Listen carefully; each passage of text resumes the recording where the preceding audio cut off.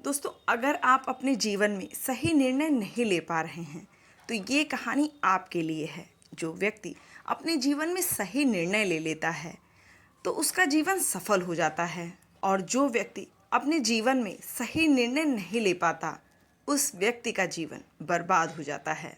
भगवान बुद्ध कहते हैं कि अपने जीवन में सही निर्णय लेना सबसे महत्वपूर्ण है। अगर आप अपने जीवन में सही निर्णय नहीं ले पा रहे हैं तो इस कहानी के माध्यम से आप जानेंगे कि जीवन में सही निर्णय कैसे लें। दोस्तों, जीवन में हमारे पास ऐसी स्थितियां आती हैं जब हमारे पास दो विकल्प होते हैं, पर समस्या की बात तो तब होती है जब हमें समझ नहीं आता कि हमें चुनना क्या है, क्या हमारे लिए सही है और क्या गलत। तो चलिए एक छोटी सी कहानी के माध्यम से जानते हैं कि जीवन में सही निर्णय कैसे लें। पर क्या हुआ कि बुद्ध जी कुछ लोगों को प्रवचन दे रहे थे। सभी गांव वाले उनका प्रवचन प्रेम से सुन रहे थे। ये उस समय की बात है जब लोग बुद्ध जी का बड़ा आदर सम्मान करते थे, पर ऐसा हमेशा से नहीं था।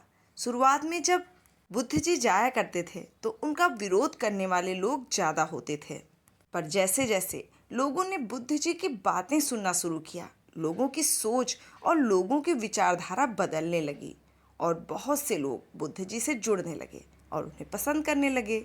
सभी गांव वाले बुद्ध की बातें ध्यान से सुन रहे थे।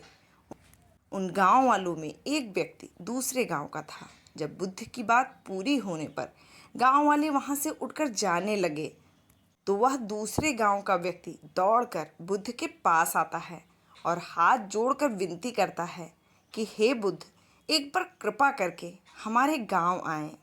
वह बुद्ध के चरणों में लेट जाता है और कहता है कि हे बुद्ध, कृपा करके एक बार हमारे गांव जरूर पधारें। बुद्ध जी कहते हैं, ठीक है, हम तुम्हारे गांव अवश्य आएंगे, तुम चिंता मत करो। ये कहकर बुद्ध और उनके शिष्य वहां से चले जाते हैं।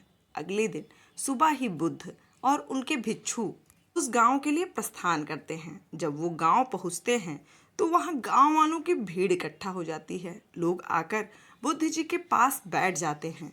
सभी लोग अपने अपने प्रश्नों के उत्तर बुद्ध जी से पूछने लगते हैं।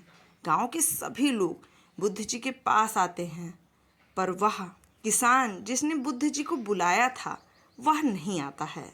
और वह बुद्ध जी के पास इसलिए नहीं आ पाया क्योंकि उसी दिन सुबह सुबह उसके दो बैल खो गए थे, जो उसकी रोजी रोटी के साधन थे, जिससे वह अपने परिवार को पालता था।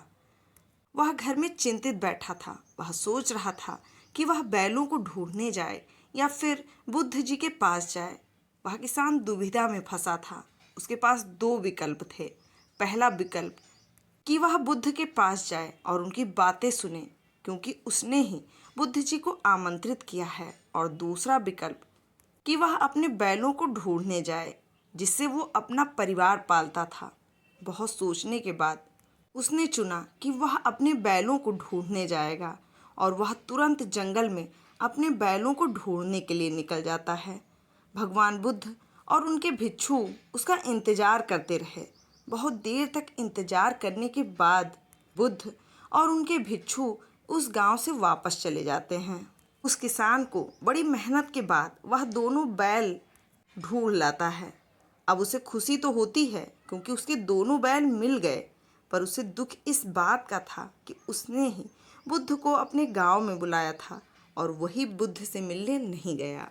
अगले दिन सुबह वह बुद्ध जी के पास पहुंचता है और उनके चरणों में लेट जाता है। वह रोने लगता है। बुद्ध जी उस किसान से कहते हैं कि तुम क्यों रो रहे हो। वह किसान बुद्ध से कहता है, हे बुद्ध। वह किसान बुद्ध से कहता है, हे बुद्ध, मैंने ही आपको अपने गांव में बुलाया था और मैं ही आपसे मिलने नहीं आ सका। और मैं इसलिए नहीं आ सका क्योंकि मेरे दोनों बैल जंगल में खो गए थे और मेरे पास दो विकल्प थे। पहला तो मैं आपकी बातें सुनने आ जाऊं, और दूसरा कि मैं अपने बैल को ढूंढने चला जाऊं। बैल मेरी रोजी रोटी हैं, उससे मैं अपने परिवार का गुजारा करता हूं, और मेरे बैल अगर मुझे नहीं मिलते तो हमारा पूरा परिवार भूखों मर जाता। इसलिए मैंने दूसरा विकल्प चुना और अपने बैलों को ढूंढने चला गया। किसान बुद्ध से कहता है, मुझे क्षमा करें, मैंने आपका अपमान किया। किसान की ऐसी बातों को सुन बुद्ध जी मुस्कुराते हैं और उसे अपने गले लगा लेते हैं और उससे कहते हैं कि अगर उस समय मुझसे पूछते कि तुम्हें क्या चुनना चाहिए तो मैं तुम्हें वही कहता जो तुमने किया। अगर तुम बैलों को ढूंढने की बजाय मेरी बात सुनने आ जाते तो तुम मेरा एक भी शब्द ना सुन पाते, क्योंकि तुम अपने बैलों के बारे में ही सोचते रहते। अब तुम्हारे बैल मिल गए हैं तो तुम आराम से मुझे सुन सकते हो। बुद्ध जी कहते हैं कि मैं बहुत खुश हूँ कि तुमने कर्म को चुना। बुद्ध की ऐसी बातों को सुन किसान के मन का सारा बोझ उतर गया और वह आराम से बुद्ध की बातें सुनता रहा। इसलिए दोस्तों, महत्वपूर्ण काम को अति आवश्यक बनने से पहले करें, इससे आपका जीवन बदल जाएगा।